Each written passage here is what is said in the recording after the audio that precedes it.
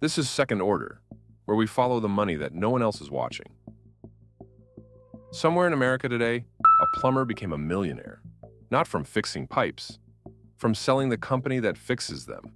And the buyer wasn't another plumber or a bigger local outfit down the road. It was Wall Street. Since 2022, private equity firms have quietly bought nearly 800 HVAC, plumbing, and electrical companies. And according to the Wall Street Journal, that number is only the deals big enough to track. The small ones aren't even counted. The real total is higher. So here's the question this video answers. Why are the most sophisticated investors on Earth suddenly obsessed with your local plumber? On paper, it makes no sense. Plumbing is unglamorous. It's vans, on-call weekends, and water heaters. No app, no IPO, no hype, which is exactly the point.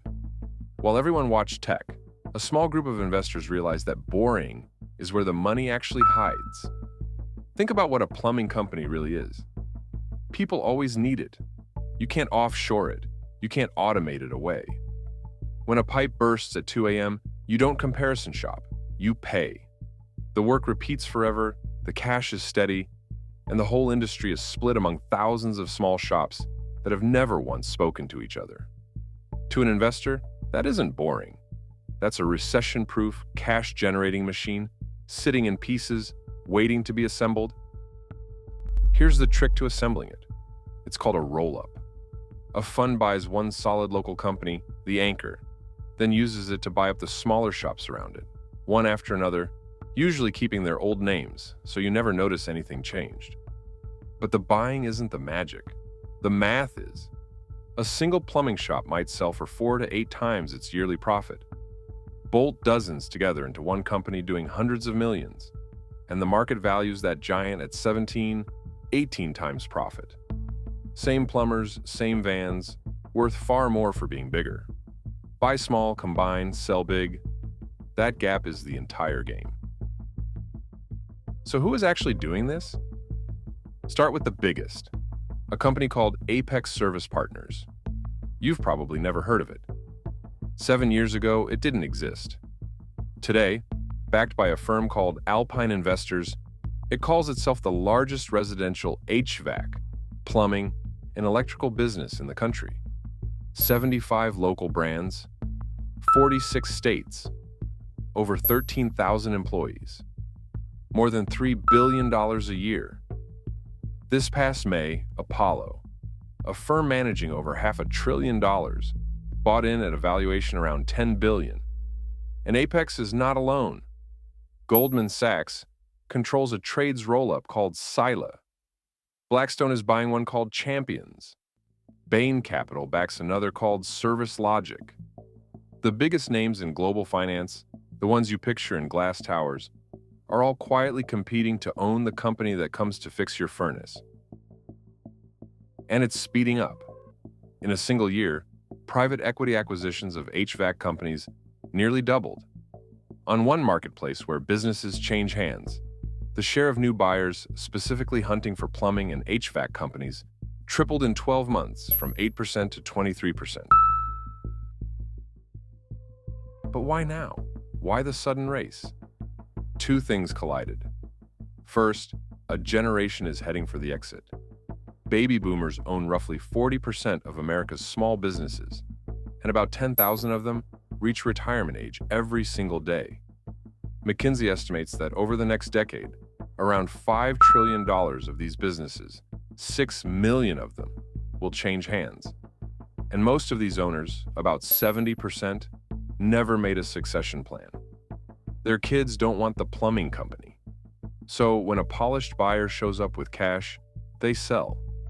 Second, the cash got organized. Government-backed loans for buying existing businesses are surging, and a whole industry now exists to fund people whose entire job is to buy one boring business and run it. A retiring generation meeting an arriving wave of capital, with a proven playbook in between. That is the why now. And once you see the playbook, you see it everywhere. It was never just the trades. Your vet? Corporations and private equity now own an estimated 30% of general veterinary clinics, and around 3/4 of the specialty and emergency hospitals, up from almost nothing 15 years ago. Car washes? A handful of private equity-backed chains now drive the majority of the industry's deals, all chasing those monthly subscription memberships. Med spas? Still wide open. Only 3 or 4% are consolidated so far, with more than 30 private equity platforms already circling, which means that land grab is just getting started. Same playbook, different storefront. So, is this good or bad? It depends who you ask. The investors and the Wall Street Journal will tell you these roll-ups raise wages, professionalize sleepy businesses, and let founders finally cash out for life-changing money. And that part is real. But there's another side. Critics and tradespeople describe a familiar pattern after the sale. Prices drift up. The friendly local number routes to a call center. The pressure to upsell grows, and the machine itself can break. Zips, one of the big car wash chains, borrowed heavily to buy locations, and earlier this year, it filed for bankruptcy. The very math that makes roll-ups so profitable, paying more by borrowing more, is also what makes them fragile when the economy turns. Here's what's strange about all of it. The businesses we were taught to overlook, the plumber, the HVAC guy, the vet, the car wash, turned out to be one of the biggest quiet opportunities in the country. While the headlines chased artificial intelligence and crypto, the smart money went and bought Main Street. So the next time your heater dies, or your dog needs surgery, and a friendly local company picks up the phone, it's worth asking one question. Who actually owns them? Because more and more often, the answer is sitting in an office tower 1,000 miles away. The boring businesses were never boring. They were just waiting for someone to do the math. This is how the most boring businesses in America are quietly changing hands. And it is only speeding up. If you want to catch the next one before everyone else does, subscribe. We follow the money no one else is watching, with a new investigation every week. This has been Second Order.